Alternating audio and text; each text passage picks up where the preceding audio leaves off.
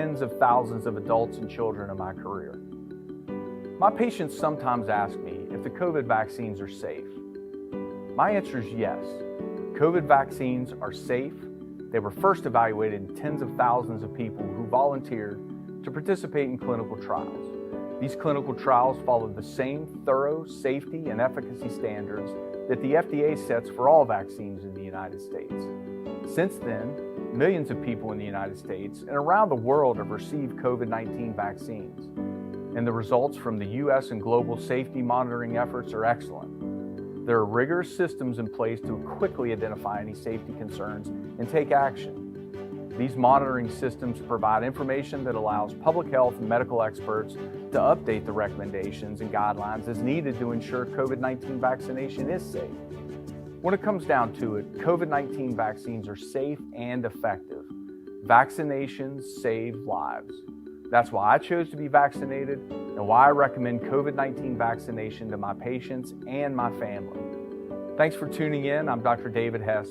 For more information about COVID-19 vaccines or to find a location near you, visit Vaccinate.wv.gov.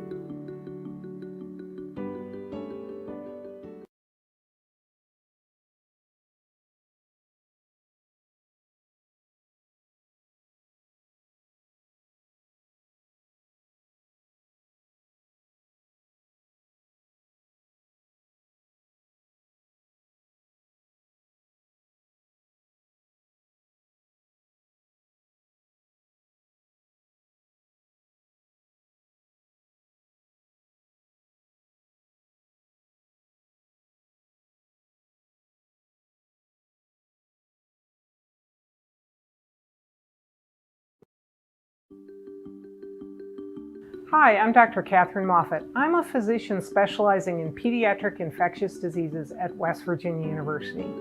My patients and their caregivers sometimes ask me if children and adolescents can have side effects from COVID-19 vaccination. There can be side effects, although not everyone has them. The side effects that children 12 and up can experience are similar to those in adults. These tend to be mild to moderate and include soreness, redness, and swelling around the injection site, tiredness, headache, chills, fever, or nausea. These effects usually last only a few days, and kids may experience some or none of them. These side effects can be a sign that the immune system is building up its natural defenses against COVID-19, but many people build protection without these signs. Similar to adults, these effects are more common after the second dose, yet that second dose is essential for maximum protection. Although these side effects can occur, they are short-lived and outweighed by the benefits of being protected through vaccination. Many cases of COVID-19 among children and teens are mild, but even mild cases in children can lead to long-term health problems. I've cared for children with COVID-19. Some of their cases can be quite severe. In fact, COVID-19 was among the 10 most common causes of death in children in 2020. And COVID-19 hospitalization rates among teens increased in the spring of 2021. COVID-19 vaccination is a safe and effective way to protect our kids against the virus.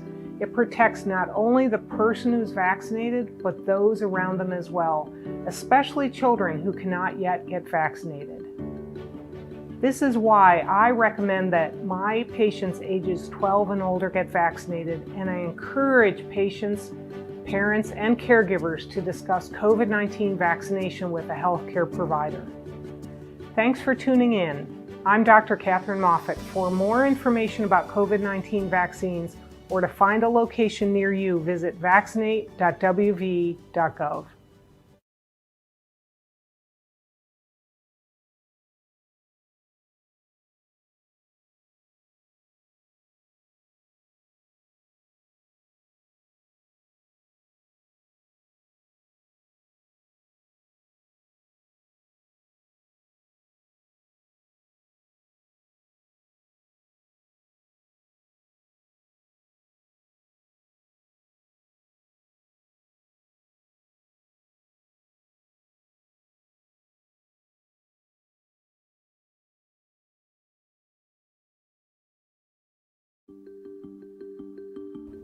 I'm Dr. Jenny Yost, a physician and women's health specialist in West Virginia. I have experience providing gynecologic care to adolescents and young women for over a decade. Are COVID-19 vaccines safe for people who want to have a baby soon or in the future? The answer is yes. COVID-19 vaccines are safe for people who are pregnant, as well as those who may want to become pregnant anytime in the future. There is no evidence that any vaccine, including COVID-19 vaccines, affects people's ability to get pregnant. In fact, leading women's health associations agree that COVID-19 vaccines do not impact fertility. When you get a COVID-19 vaccine, the process of building immunity occurs in the immune system and does not impact the reproductive system. The COVID-19 vaccines have undergone very rigorous safety monitoring. There is no reason to believe that the COVID-19 vaccines will have any impact on the ability to have a baby in the future. So yes, the vaccine is safe for individuals who want to become pregnant in the future. These are just a few reasons why I recommend COVID-19 vaccination to my patients. People who are pregnant or want to get pregnant in the future can choose to get vaccinated. Thanks for tuning in. I'm Dr. Jenny Yost. For more information about COVID-19 vaccines or to find a vaccination location near you, visit Vaccinate.wv.gov.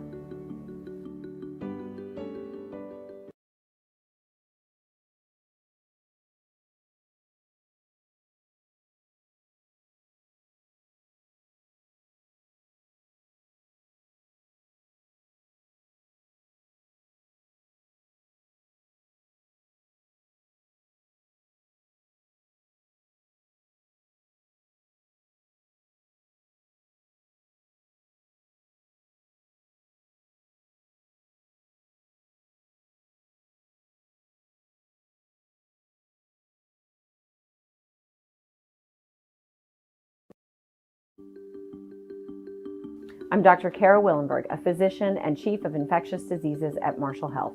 You might be wondering, how do COVID mRNA vaccines such as the Pfizer and Moderna vaccines work?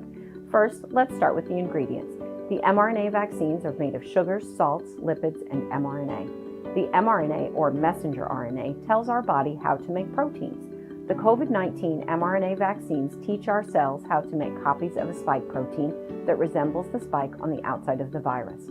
Once our bodies create that spike protein, our immune systems are able to make antibodies. Antibodies can then recognize the virus if we come into contact with it and fight it off.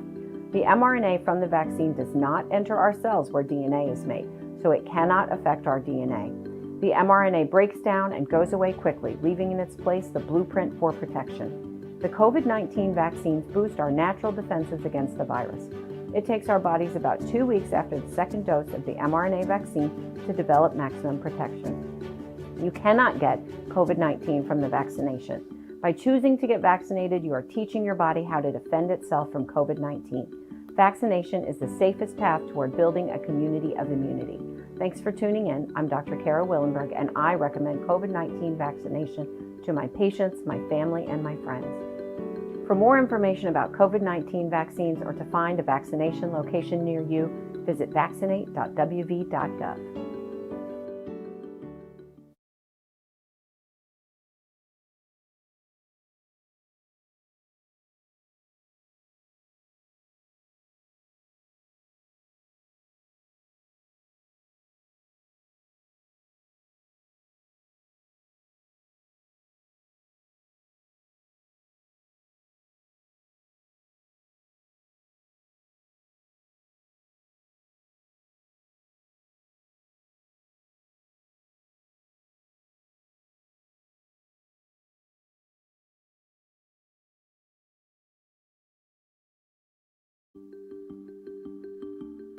Hi, I'm Dr. Gilbert Goliath. I'm a pediatrician in Charleston, West Virginia. I've been practicing medicine for over 30 years. The parents and caregivers of my patients often ask if children and adolescents should get vaccinated against COVID-19. My answer is yes. As of June 2021, COVID-19 vaccines are available for individuals 12 years and older, and I recommend COVID-19 vaccination to my patients who are able to receive it. As a pediatrician, I've seen cases of COVID-19 among my patients. Although many cases of COVID-19 among children are mild, some cases can be quite severe. In fact, COVID-19 was among the 10 most common causes of death in children in 2020. And as we learn more about COVID-19, we're finding that even mild cases in children can lead to long-term health problems. COVID-19 vaccination is a safe and effective way to protect our kids against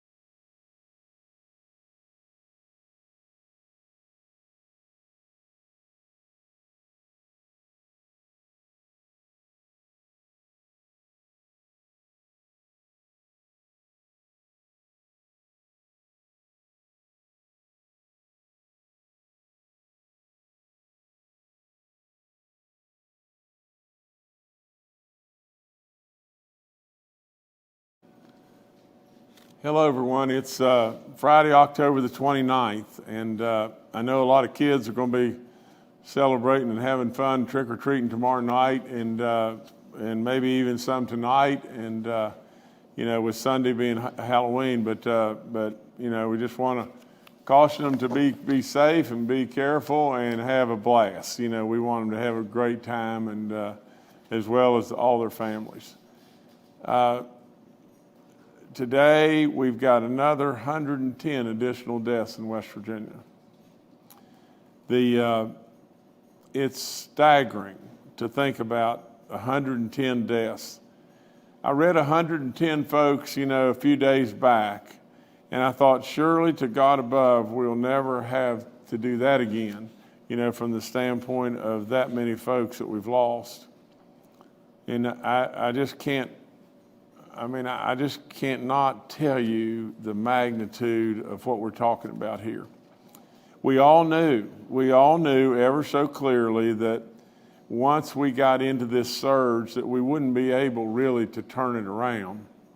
We would be able to shorten the length by more and more folks getting vaccinated and everything. We could curtail the distance or the time period of this terrible surge. But so many people were already in the spin cycle, and we really couldn't probably do a lot about that. We continue to lose people, and we will continue to lose people for a period of time. You'll see as we go forward here, the number of hospitalized are down, and the number of active cases are down. But for these folks and their great loved ones and families and everything, I ask that you'll please not let them become a number, not let them become just a statistic. Absolutely, these are great West Virginians that we've lost, And I absolutely really demand in every way that you'll give them the respect and your love. So bear with me as we go through this, but the 4,317th death is a 72-year-old female from Jackson County. The 4,318th death, a 79-year-old male from Roane County. The 4,319th death, a 91-year-old male from Greenbrier County. The 4,320th death, a 76-year-old female from Harrison County. The 4,321st death, an 84-year-old male from Mineral County. The 4,322nd death, a 61-year-old female from Kanawha County. The 4,323rd death, a 76-year-old female from Hardy County. The 4,324th death, a 75-year-old female from Greenbrier County. The 4,325th death, a 77-year-old female from Hancock County. The 4,326th death, a 46-year-old female from Webster County. The 4,327th death, a 77-year-old female from Ohio County. The 4,328th death, a 74-year-old female from Wood County. The 4,329th death, a 74-year-old male from Harrison County. The 4,330th death, a 72-year-old female from Wood County. The 4,331st death, an 86-year-old male from Randolph County. The 4,332nd death, a 75-year-old female from Jackson County. The 4,333rd death, an 89-year-old male from Ohio County. The 4,334th death, a 63-year-old male from Berkeley County. The 4,335th death, a 55-year-old female from Clay County. The 4,336th death, a 64-year-old female from Mingo County. The 4,337th death, a 55-year-old male from Harrison County. The 4,338th death, a 67-year-old male from Mingo County. The 4,339th death, an 80-year-old male from Kanawha County. The 4,340th death, a 69-year-old male from Preston County. The 4,341st death, an 82-year-old female from Roane County. The 4,342nd death, a 50-year-old female from Kanawha County. The 4,343rd death, an 85-year-old male from Brooke County. The 4,344th death is a 71-year-old female from Harrison County. The 4,345th death, get this, 31-year-old female from Harrison County. The 4,346th death, an 81-year-old female from Fayette County. The 4,347th death, a 51-year-old female from Lewis County. The 4,348th death, a 71-year-old female from Mercer County. The 4,349th death, an 89-year-old female from Upshur County. The 4,350th death is an 84-year-old female from Tucker County. The 4,351st death is a 76-year-old male from Mineral County. The 4,352nd death is a 72-year-old male from Mercer County. The 4,353rd death, a 49-year-old female from Wood County. The 4,354th death, a 50-year-old male from Marshall County. The 4,355th death is an 80-year-old male from Tucker County. The 4,356th death is an 88-year-old female from Tucker County.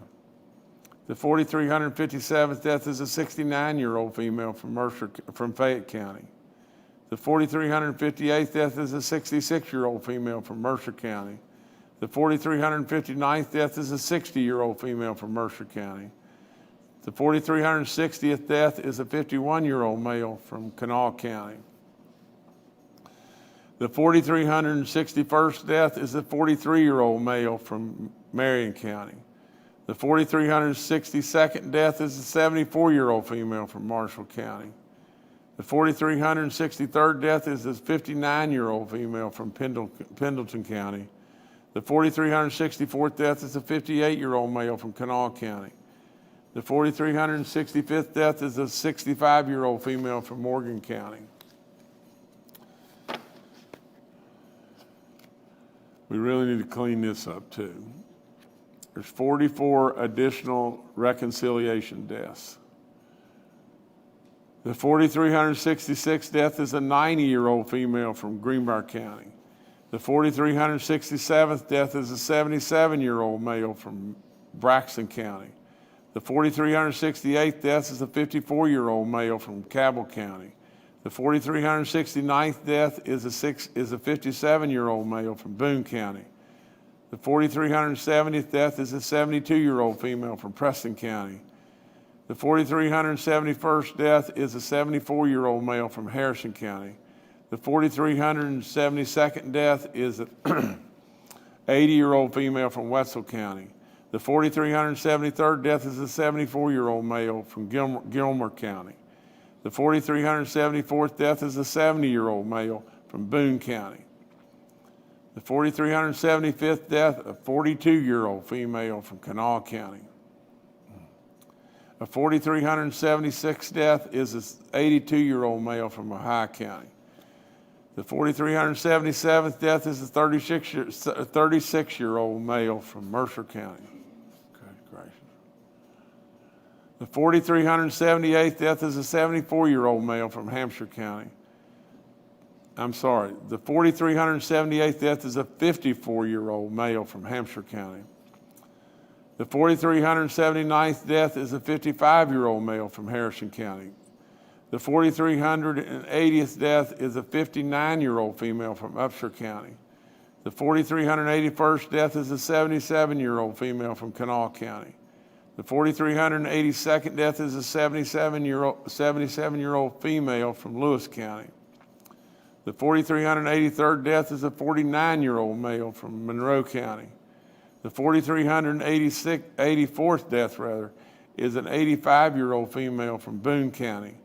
The 4,385th death is a 70-year-old male from McDowell County.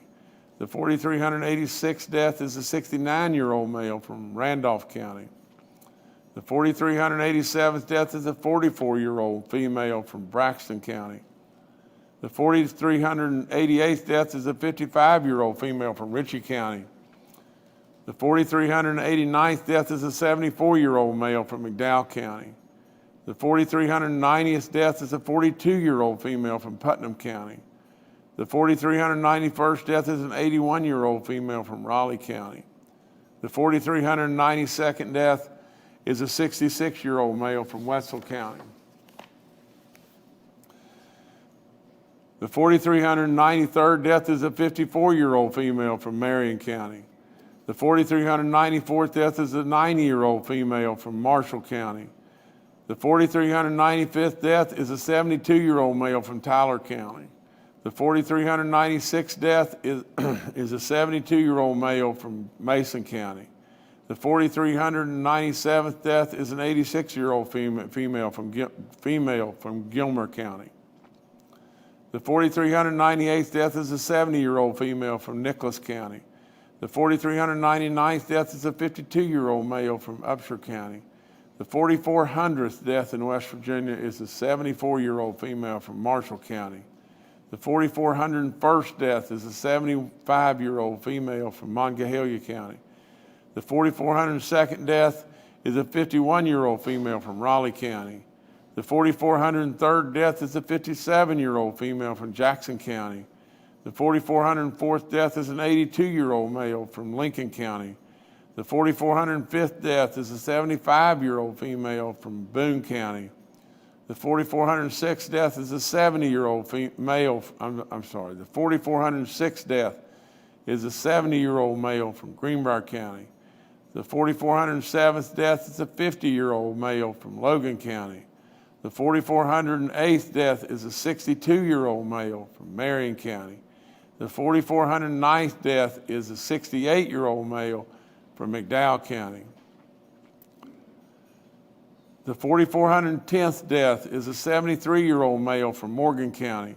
The 4,411th death is an 86-year-old female from Monongalia County. The 4,412th death is a good gracious sakes.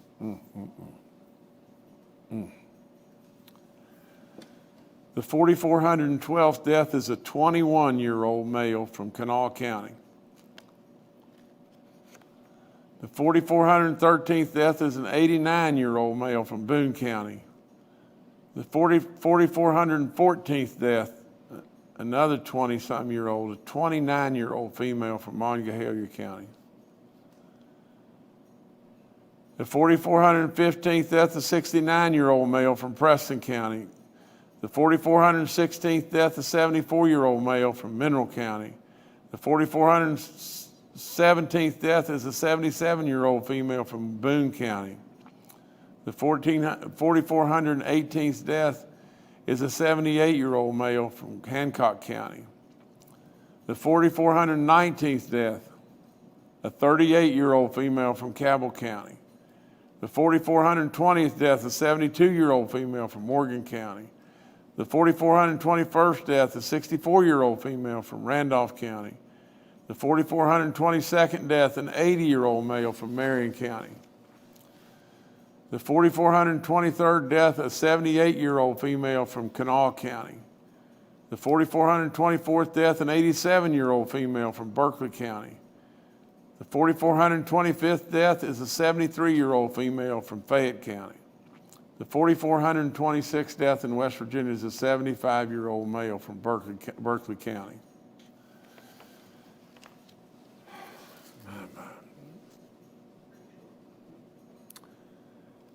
Let me just talk to you just 1 second.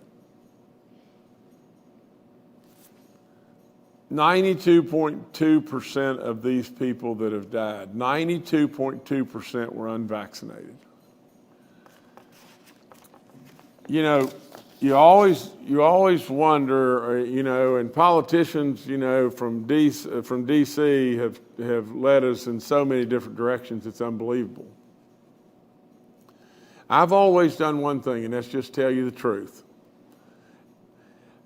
I had a discussion yesterday with a gentleman and everything, and he was fully vaccinated, but was really on the fence as to whether or not he should take his booster shot. He said, what's going to happen?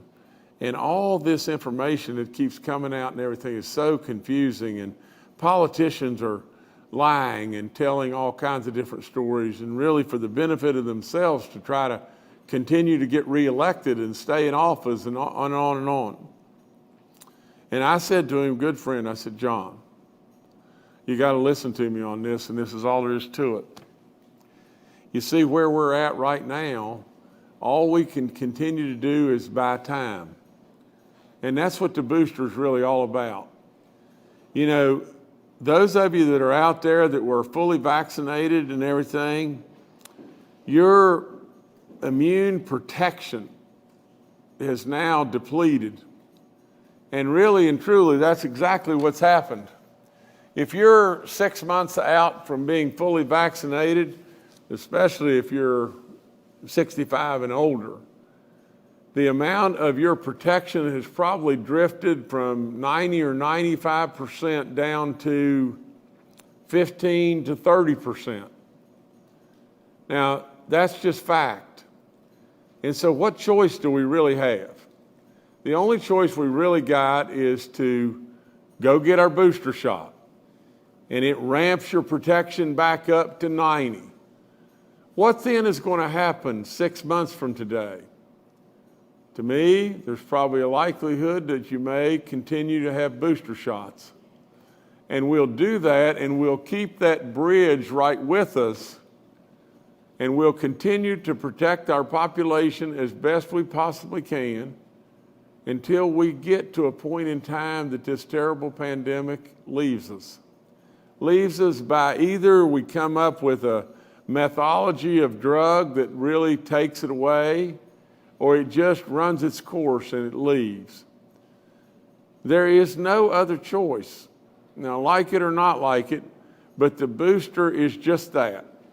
It's just the bridge. Do you remember way back when, that we were wearing masks and we had to have places shut down and everything? And I kept telling you, all we're doing is bridging ourselves to get the vaccine. And then the vaccine came. And lo and behold, we made tremendous progress. We were able to go back to school and have our businesses open. We absolutely have made tremendous progress. We continue to lose people, do we not? Because we do not have a high enough population that is completely vaccinated to really, really slow this thing down. And that's why we come in front of you and tell you over and over and over how important it is that you get vaccinated. But in addition to that, I'm telling you right now, the same bridge that I asked for before to give us time to get to the vaccine, the same bridge is available to you today in that booster shot. And if you're 6 months out, with all the different, the different companies now where you can go Moderna, you can go J&J, Pfizer, we can even mix them up, and we know that all that's good to go. Really and truly, you've got to get this bridge. You have got to take advantage of this booster.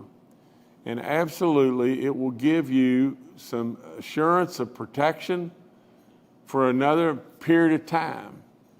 And through that period of time, all the great minds of the world continue to work on any and everything they can work on to solve this problem and to kill it. They'll absolutely come up with a solution to solve it and to kill it. They will do that absolutely for sure. But in the meantime, what we've got to do is continue to try to protect ourselves as best we can until they come up with the solution to solve it. So I would highly encourage you, get that booster shot. Like I said before, our active cases are down to 7,629. We had almost 30,000 about a month ago. We have new cases of 902. We have a daily positivity rate of 7.08. We have a cumulative rate of 6.1. There's 258,000 plus people that have recovered, and we're down to 603 people in the hospital right now. At one time we had 1,012. We've almost cut it in half. There's 184 people that are in the ICU units. We were just under 300 at one time. There's 117 folks that are still on ventilators, and at one time we were right at 200. I can tell you without any question, as our numbers continue to fall, as sad as it may be, we're going to still lose a bunch more people. And it's a shame. It is a shame because we are in control of this. We're in control. God is absolutely ultimately in control, and we know that. But literally, if we could get ourselves vaccinated, we control our destiny in a great big way here. 7 green counties we have now, and all of them are in the north central part of the state, and we congratulate those folks for the work they're doing there. We have 42 outbreaks in our schools. We have 563 confirmed cases. I'm going to switch channels now with you to something that is an incredible accomplishment, and it just keeps on happening in West Virginia. But from a destination place to visit, from tourism, from all of our dedication to say, we're going to tell our story in West Virginia, are we not? Absolutely, this incredible group that is that comes out with their 2022, top 10 places on the entire globe. I mean, this is not the top 10, between West Virginia and Mississippi or West Virginia and South Carolina. This is the top 10 in the world.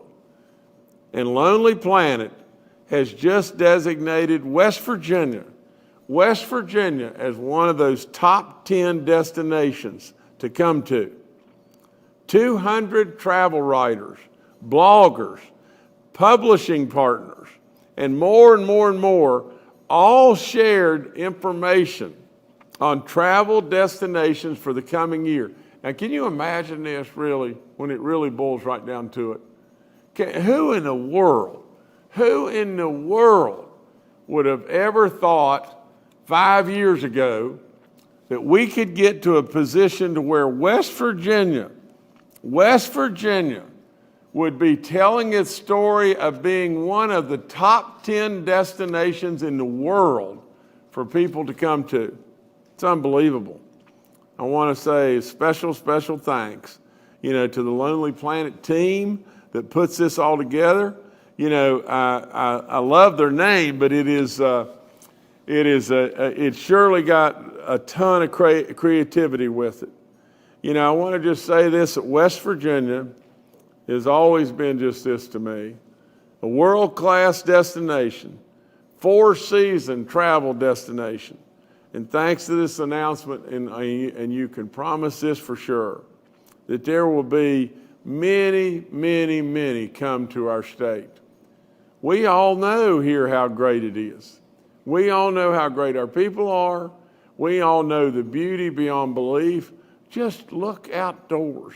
It is unbelievable. And absolutely just talk to your neighbors and just see how welcoming, how loving, how good people in West Virginia truly are. So absolutely, we love it beyond belief.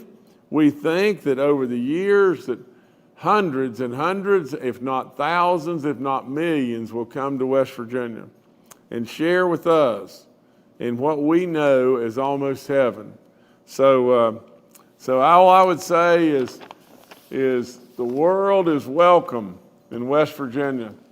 We welcome one and all. And so it is a great, great day. And so for Secretary Ruby and all those folks at tourism and all the folks all across West Virginia that are in any and every department, congratulations. Way to go. Good, good, good stuff. Okay, I'm going to go back to this and just give you some announcements again.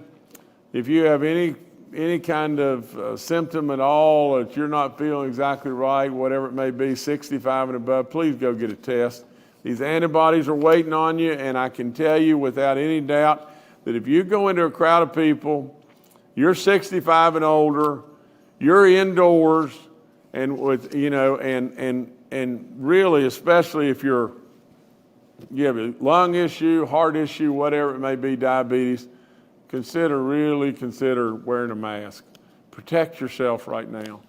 The winter's coming, and this thing could linger on and everything. It could be really tough. And the last thing I'll say to you on that is just this. If you're 50, if you're 60, 65 and older, and you get this stuff, it's going to be really bad. It's going to be really, really bad. And I don't know how it gets much worse than laying in a bed. You can't even have your loved ones around you because you're so infectious, and you're laying in bed and gasping for air. Gasping for air and don't know really and truly if you're going to wake up, if you happen to doze off and go to sleep. You're gasping for air. You can't breathe. I don't know how it gets any worse than that. I've been through the stuff on the booster shots and everything. There's no point in me going back through all that.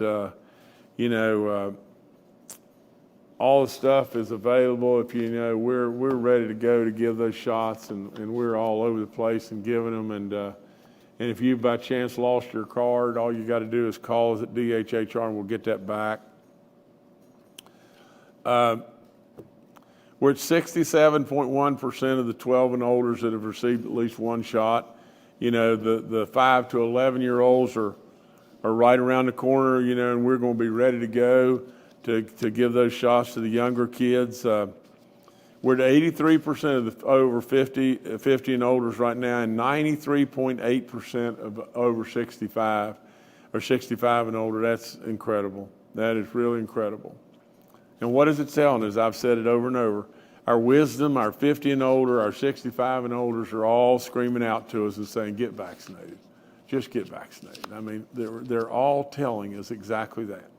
People that are our parents and our grandparents and our great-grandparents are absolutely telling us, they're using their wisdom and telling us what we ought to do. From the standpoint of our kids, the great doctors and everything are going to tell us over and over that kids are so apt to get this, and they're so transmitting this, and most all the kids will never know it. Some will end up with side effects the rest of their life, but there are kids now that are getting this that are dying. And we know that it's going to be cold, and we're going to go indoors. We play a high school football game now. We play that high school football game outside, don't we? The next thing we're going to do, we're going to be indoors and we're going to be playing volleyball and we're going to be playing basketball and everything else, and it's all going to be indoors, and we're going to have people yelling and screaming and everything else, and without any question, all of your assemblies and everything else, you're not going to have them in the bleachers at the football stadium now. You're going to have them indoors. With all that being said, I would urge our parents to step up right now and get your kids vaccinated. It is the absolute easiest protection that there could possibly be. And to be afraid of the dark and afraid of a lot of these naysayer people that are telling you, oh, they're doing this so the government can track you all across the country and you walk around with a cell phone every day. It's the silliest thing I've ever heard. That's just all there is to it. Now, we still want to be, and I've stood staunch behind this in every way. We want to be respectful of all. We want to stand rock solid about our freedoms.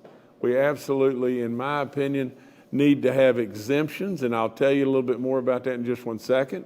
But we absolutely need to respect medical conditions and religious freedoms always in this country. I'll get to that in just a few minutes. Vaccine eligibility, 12 and above.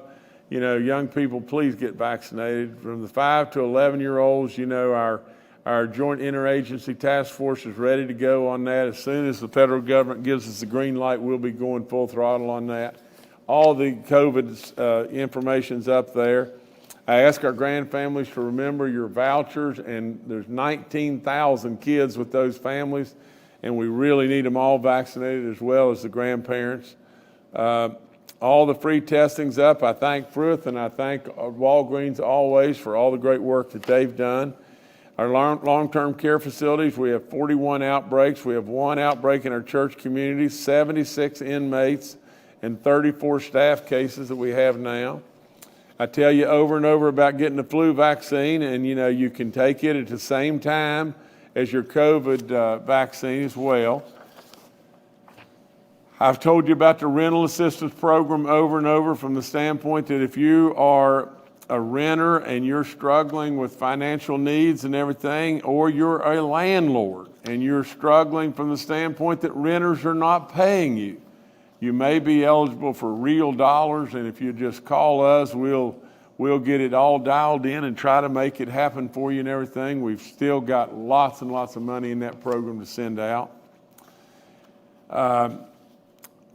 I want to talk to you just 1 second about this. We passed, the law, that basically says, that if you've got a medical exemption or a religious exemption, you absolutely, as of January 22nd and everything, when the new law will take effect and everything, it recognizes those exemptions. I felt like wholeheartedly, and that's why I sent the bill up. And that's, I felt wholeheartedly that we should abide by the Constitution. We should abide by our freedoms. We should respect the others for that. I think that I should encourage everybody, because I believe it with all my soul.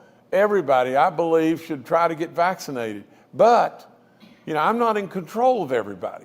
America wasn't founded on those type of beliefs. We were founded on our freedoms of choice and everything. And so with all that, I'm totally respectful and in every way for that. And with that, I sent the bill up. We passed it. It goes into effect January of 2022 in just a few months and everything. But with all that now, what's happened right as a follow-up, and they told me this today, but now just think about this. Now I'm going to read this to you.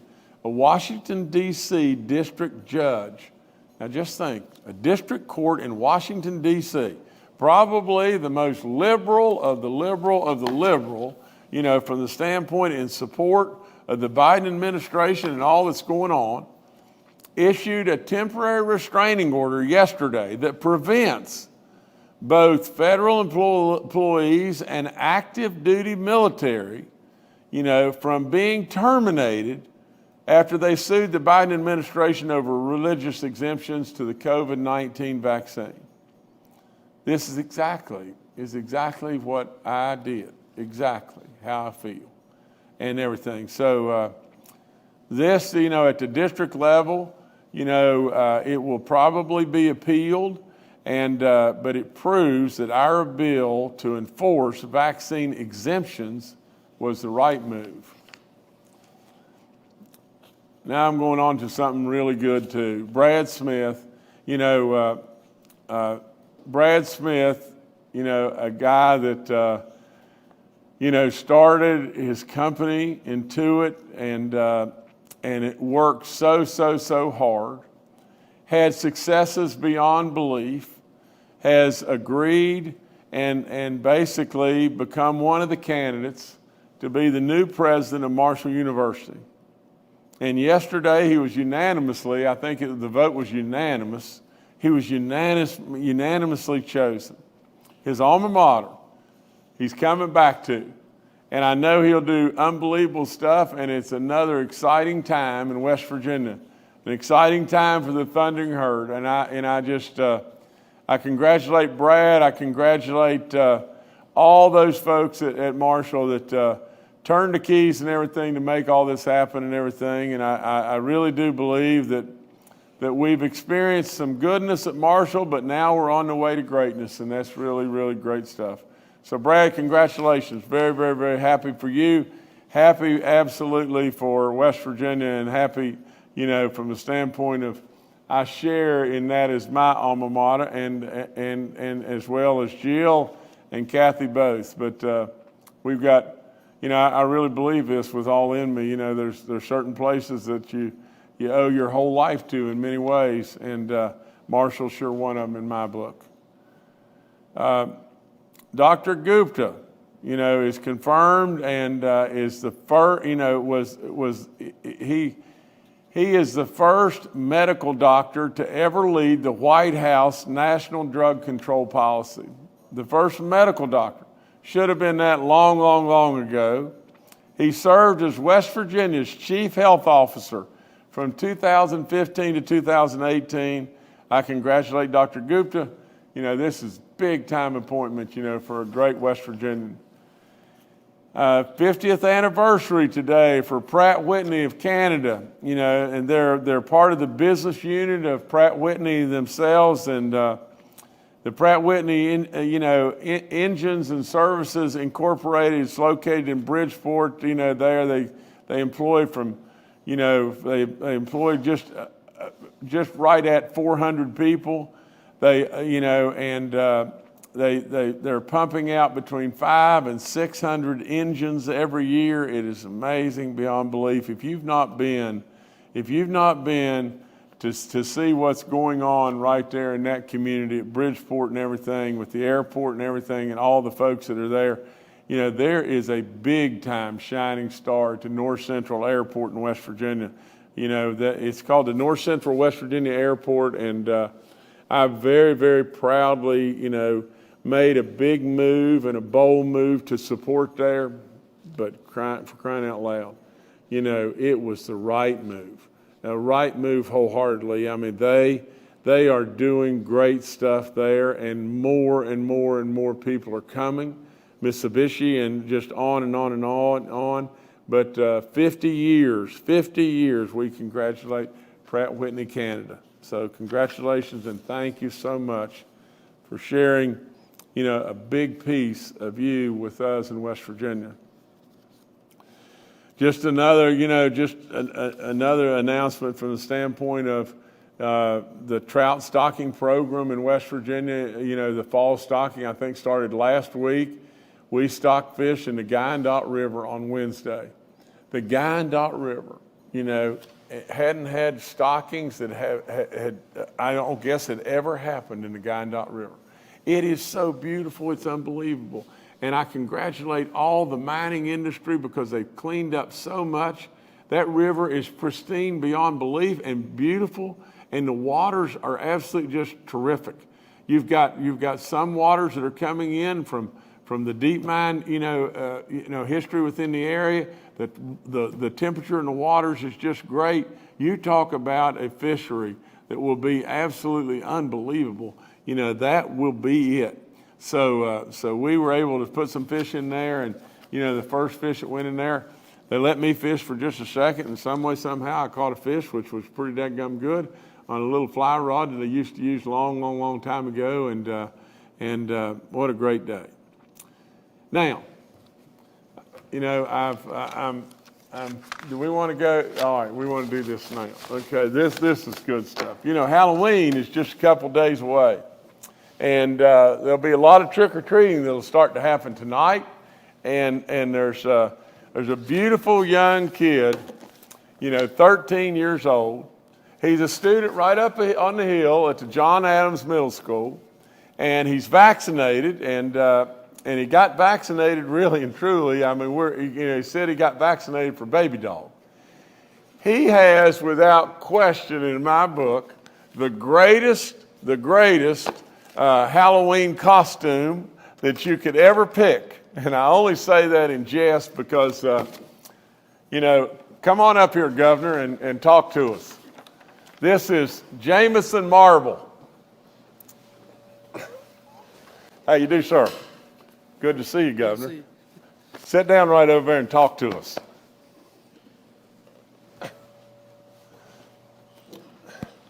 Jameson, or Governor, I see you got baby dog with you. I see you got Crocs on that I wore for a good little while when I had my foot all blown out. And I see you got your hair, looking a lot like mine. I understand you had to use 2 cans of white hairspray, and I said, well, I do the same thing every morning, but can you talk to us and give us any wisdom from the standpoint of being our governor? Just scoot right over to the microphone, and you just take over from here, okay?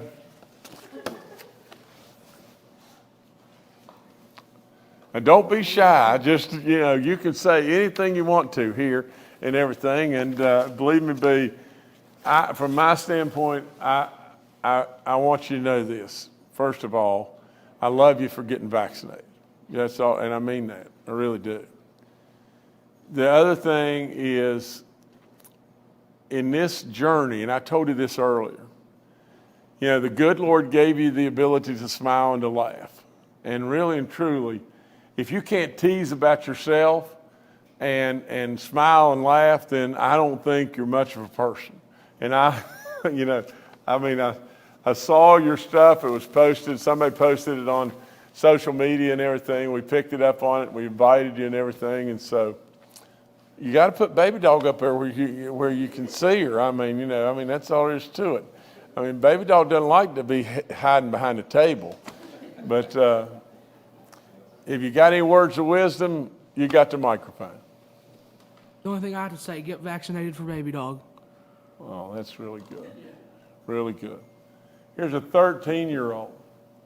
A 13-year-old that is a leader, that is going to lead us in many ways. And I love big kids, that's for sure. And he's a big guy.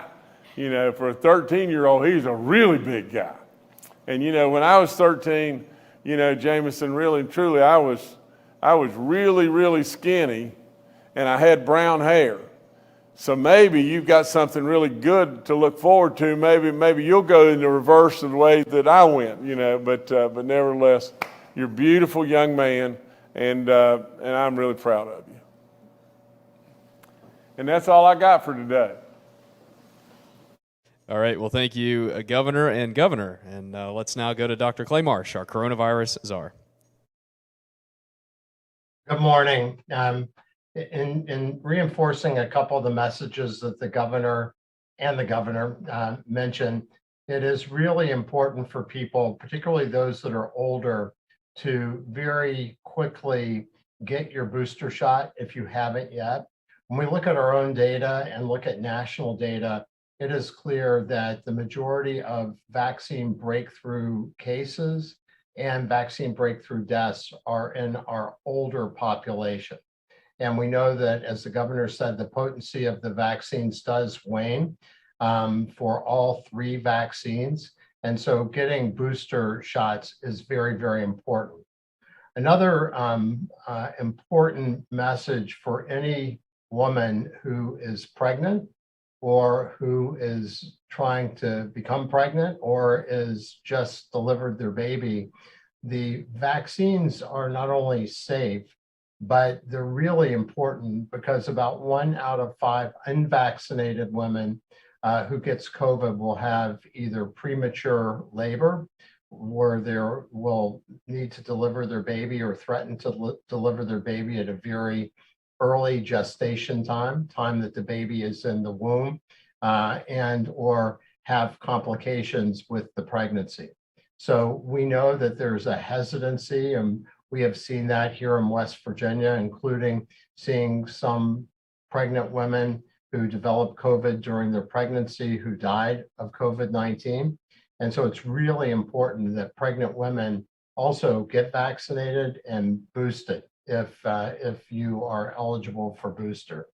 The last thing I'll say is that we know that the Centers for Disease Control will meet on November 2nd, and we anticipate that they will also give the thumbs up for the Pfizer vaccine at 10 micrograms, which is a third of the dose of the adult vaccine for 5 to 11-year-old children.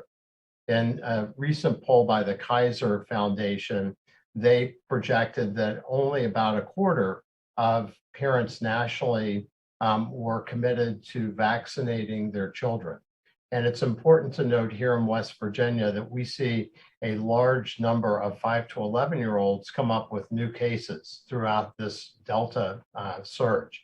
So it is really important for parents also to very, I hope, positively look at the eligibility, which we anticipate will happen next week for your 5 to 11-year-old.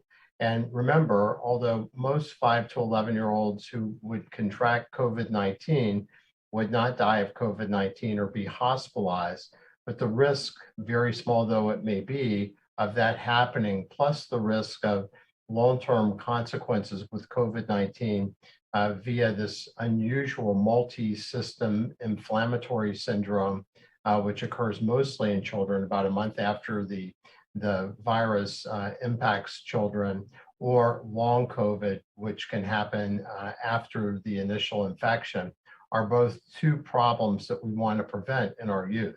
In addition, as we look at creating more firewalls to stop the spread of COVID-19, as we're seeing reductions happen now, in order to ensure that we don't have new surges, then having those children protected and vaccinated is very important too, as we talked about before, because we know they can become infected and spread COVID-19 as well as adults, but are oftentimes less symptomatic, so harder to detect.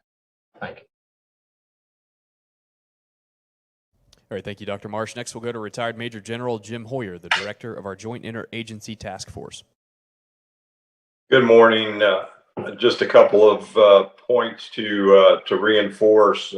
First, a couple of updates. We are, as the governor pointed out, we will be ready, and we are ready for when the approval comes for the kids age 5 to 11. A lot of work has been done to be prepared for that activity. Second, an update on nursing homes. In discussion with the folks this morning, it looks like by the end of next week, we will be complete on nursing homes. We still have a couple of facilities that are working their residents and staff. And then to reinforce a couple of points that the governor and Dr. Marsh made, while we have 603 in the hospital, and that's down from over 1,000, we have to look at the data and understand that we still have a significant portion of those people in ICU. And we know that 83% of those deaths that occur in ICU are unvaccinated, or those in ICU are unvaccinated, 83%, and on ventilators, 87%. And as the governor pointed out, 92.2% of the deaths since we have been vaccinating West Virginians come from the unvaccinated. And in that remaining percentage, as as Dr. Marsh points out, and Dr. Amjad, those are folks who are older and have multiple comorbidities. So again, reinforce, we've got to get West Virginians vaccinated overall, and we've got to get booster shots in. We did have a good week this week with 0.9%, almost a full percentage change in the eligible age population, but we have much more to do. And last thing I would leave you with, having had the opportunity since coming to West Virginia University, I've had an opportunity to work with Brad Smith, and I just want to congratulate Brad and Marshall, and we look forward to working with Brad. He really does love West Virginia and wants to come back and do great things for this state. Thank you. Thank you, sir. Next is Secretary Bill Crouch with the DHHR. Let me also congratulate Dr. Gupta for his confirmation. As the governor said, Dr. Gupta was here for several years, beginning when I came in 2017. I got to know Dr. Gupta. He started the Office of Drug Control Policy in West Virginia. He's done great things for the state, and I fully expect great things for the country as well. So congratulations, Dr. Gupta. Want to mention we added some additional information to the dashboard. This is in the same location as the information on deaths by month. It is in other trends, and it is at case and lab trends. I think Jordan's going to show that on the screen. The information that we added on deaths by month was very revealing, and we decided to add cases by month. If you look at, there are now 2 yellow tabs on that page, and if you click the top one, it provides information on average age of cases by month. The trend is clear. Governor reads names every day that seem to get younger and younger with regard to deaths. The number of cases also is clearly trending downward. So, and as we keep talking about, this is a vaccination issue. People must get vaccinated to keep these numbers down and keep themselves safe and their families safe. So, again, we appreciate all of the suggestions we get with regard to the dashboard. It helps very much. So, thank you all. Thank you, Secretary. Next to Dr. Ainam Jad, our State Health Officer. Good morning. I just want to add about the Halloween weekend to remind children if you're not feeling well, if you have a little sniffle or any colds, to maybe not go out and be around other kids, but to definitely still continue to wash your hands with soap and water, but to definitely enjoy Halloween. It is one of my favorite times of the year as well, to get as much candy as possible. But if you're not feeling well, we still have testing events around the state that are free, but to go out and have fun with your friends and family, but just to remember to wash your hands or use the hand gels as much as possible as well. Thank you. Thank you, Doctor. We'll now go to questions from members of the media. The first today from Charles Young with WV News. Hi, this is Charles Young with WV News. I wanted to follow up with General Hoyer about what you said about our nursing home booster shots. So now that we've gone back around and offered the Moderna booster shots to the 75+% of folks that got Moderna, do you know about what percentage of our nursing home population decided to take the first shot, and how many are left over now that we're near the end of that effort? Thank you. General, please. Yes, sir, Governor. Charles, I don't have the exact percentages, but I know from discussions with Marty Wright at the Healthcare Association that they are having significant percentages, just like we've had with our over 65 and over 50 population. But I'll try to get you some numbers on Monday as to the actual percentage of those who have received a dose, who have taken the booster dose. But I think it's going to be exceptionally high. All right, thank you, Charles. Next, we'll go to Mark Curtis with Nexstar Media. Good afternoon, Governor, and everyone. Let me give a shout out to Marshall as well, and congratulations to Brad Smith. By the way, the School of Journalism and Mass Communication at Marshall holds its Hall of Fame induction ceremony tonight. 10 graduates will be inducted, and that is a communications and journalism school second to none in this country. So congrats to all. I know our friend Kenny Bass is already in the Hall of Fame there. My question today is this. I know the governor was talking about the numbers being low. They kind of bottomed out last week in a lot of categories, and now they're slowly creeping back up. We have 902 new cases today, whereas just 5 days ago, there were 600 cases. It seems to be creeping up by about 100 a day. The same for the active cases. It was down to 7,300 earlier this week, was the lowest it had done since August, and now it is inching back up every day by another 100. I'm not suggesting we're having a surge, but what might be responsible for this uptick? And are you folks concerned that we might be leading into another surge? Dr. Marsh, please, if you would. Thank you, Governor, and thank you, Mark. So we know that in West Virginia, like we see in the rest of the country and in many parts of the world, the Delta variant is a much more persistent variant than we've experienced before. It's very highly contagious and transmissible. So I think that, Mark, what you're alluding to is probably a couple-fold. One is that we know that there still are reconciliation issues that we see with reporting and getting it into the electronic record. So that may be part of it. But we've also noted that the reproductive value, the transmission value around the state has slowly reduced, but it is slower now than it was. So we know that there's still transmission of the Delta variant, and that's the reason why we're so persistent in imploring people to get vaccinated. People that are vaccinated have a 40% reduced risk of getting COVID-19, even in the face of the Delta variant across all people vaccinated in our country. We also know that the booster vaccine is very important, because if you're 6 months out from your first vaccine, then you are susceptible to getting infected. And we also suggest very enthusiastically that if you're going into a situation where you feel at risk, please wear a mask and use the smarts that you have to avoid being infected. But I think that that's a combination, but we are really happy to report, as the governor said, that the severe cases, the hospitalizations are definitely on a downswing, which is good. And although we know deaths are the last thing to come back down again, we are very optimistic that we will start to see that lowering of the number of names the governor has to read every press brief. Thank you. All right, thank you, Mark. Governor, I'll turn it back to you. Well, I just end by saying this, that, every day that goes by, we find, we hope and pray at least, that we're getting better and better and better.